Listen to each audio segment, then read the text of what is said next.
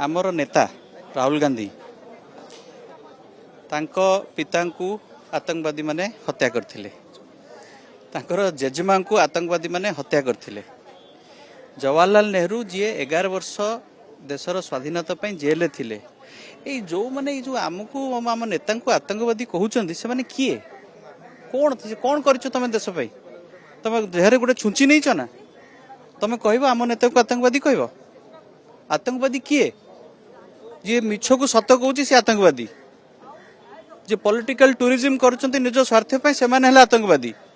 आम नेता को आतंकवादी कहउछ ये सस्ता कथा कही कि चारणिया कथा कही कि तुम निजर स्वार्थ पई निज राजनीति इमेज को बढ़ाई चाहूच ये सस्ता कथा कही कि से पूरा पॉलिटिकल क्लास को लोक मैंने अलग प्रकार देखुंट तो तांको उचित जवाब दरकार।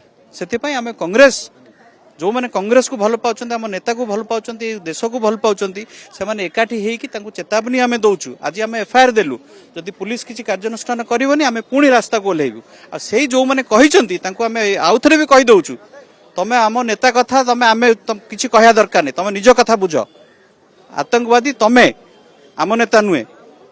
तमें जहाँ तुमको जन रेलवे मिनिस्टर तुमको दायित्व दिखाई तुम गोटे गवर्नमेंट जीव तुम गवर्नमेंट काम करना तमें अन्य नेता सर्टिफिकेट दबे तुम किए कह युवा सब छाड़ तुम निज निज काम कर।